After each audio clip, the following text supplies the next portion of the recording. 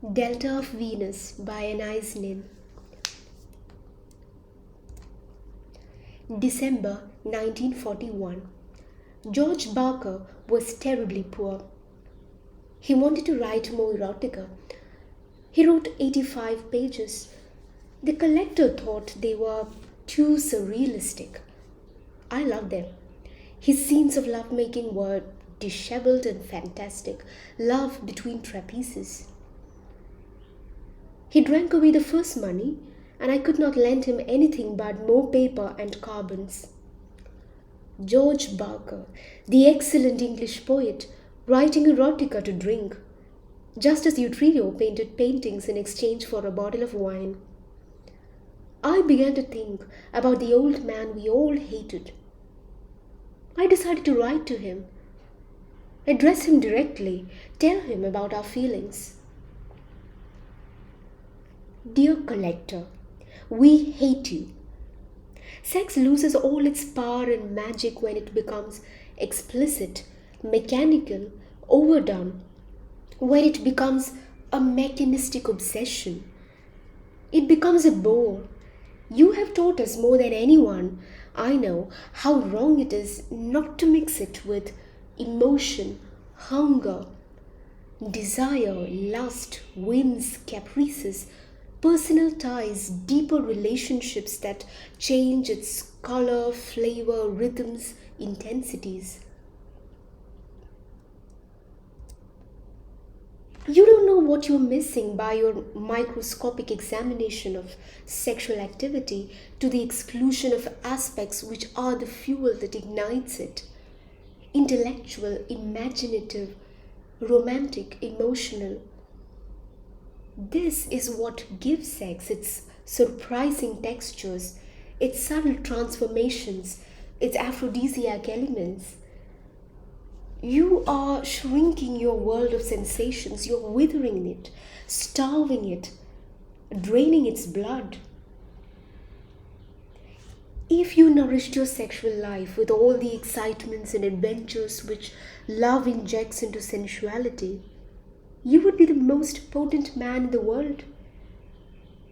The source of sexual power is curiosity, passion. You're watching its little flame die of asphyxiation. Sex does not thrive on monotony. Without feeling, inventions, moods, no surprises in bed. Sex must be spiced with tears, laughter, words, promises, scenes, jealousy, envy, all the spices of fear. Foreign travel, new faces, novels, stories, dreams, fantasies, music, dancing, opium, wine.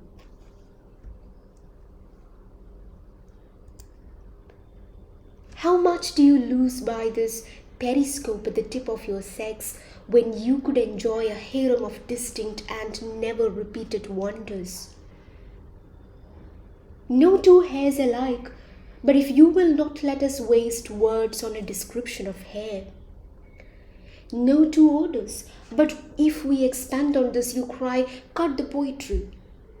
No two skins with the same texture, and never the same light, temperature, shadows, never the same gesture.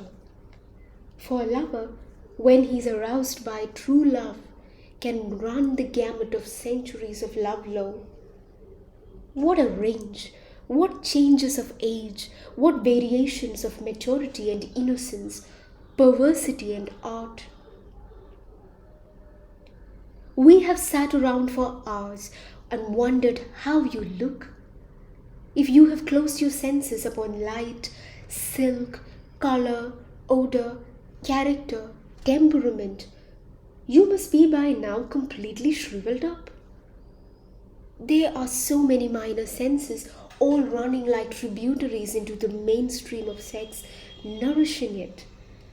Only the united beat of sex and heart together can create ecstasy.